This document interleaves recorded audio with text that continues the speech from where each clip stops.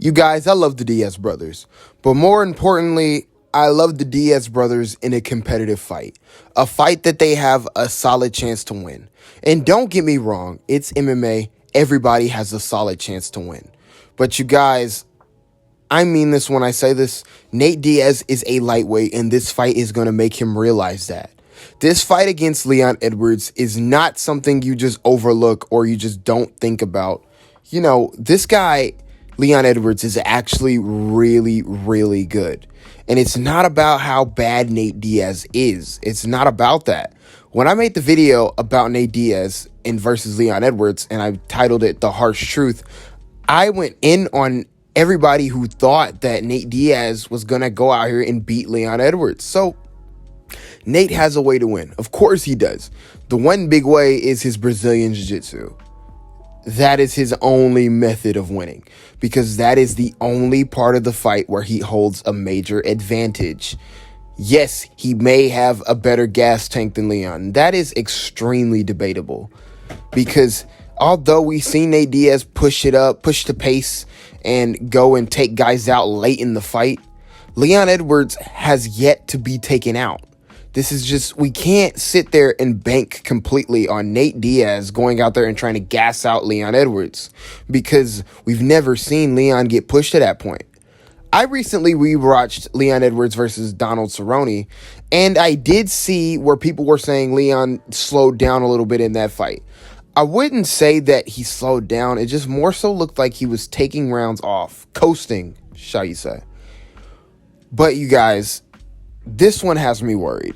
This one actually, believe me not, has me more worried than when Tony Ferguson fought Beneil Dariush, because I just have a feeling that the fans are really gonna regret asking for this fight. Well, actually, scratch that. We didn't ask for this fight. The UFC randomly put it together. Why? Because really the only clear winner out of this is Leon Edwards. Nate, if he wins, sure, could get a title shot, but I don't think that they're going to put Nate Diaz in a title shot at this point in his career, man. I don't. Especially against Kamaru Usman, who, other than Leon Edwards, I think would do absolutely worse damage to him. You guys, Nate is a lightweight who wins half of his fights and loses half of his fights. That does not make him a bad fighter. That is not what I'm saying. What I am saying is that this guy is a natural 155 pounder. And against guys who are real welterweights, like Leon Edwards, the result isn't going to be as pretty because of the man's style. Taking a boatload of damage and weathering the storm and coming back on you isn't going to always work when you have a massive weakness to kicks and wrestling. So one way Nate could also use his Brazilian Jiu-Jitsu is that if he overwhelms Leon Edwards and forces him to shoot a bad takedown. But let's be honest, can you really see Leon Edwards getting overwhelmed, panicking, and shooting with a bad takedown? It's just not going to happen, you guys. So once again, I'm making this video to bring awareness to this kind of stuff. The UFC is like not pairing legends against legends anymore. They're not making reasonable competitive fights. It's just that they're trying to constantly build stars out of everyone, and this is exactly what's going to happen. Leon is probably going to go out there and beat Nate Diaz, and Leon is probably going to open a lot of the casual fans' eyes. Nate, I don't believe, is actually done in the sport. I don't believe that. But what I do believe is that he should be done at welterweight, because there's just nothing there for him. Besides fighting guys like Damian Maia, fighting guys like Mike Perry. If he wants to stay at welterweight, Mike Perry is the fight to make.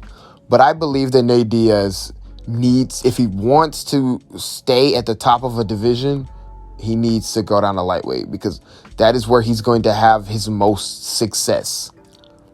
Now, once again, not counting him out completely, but if I have to see the way the fight goes, is that the man is probably going to get bullied everywhere. He's in the clinch. He's going to get his face sliced apart. Leon Edwards has some of the nastiest elbows I've ever seen on a fighter.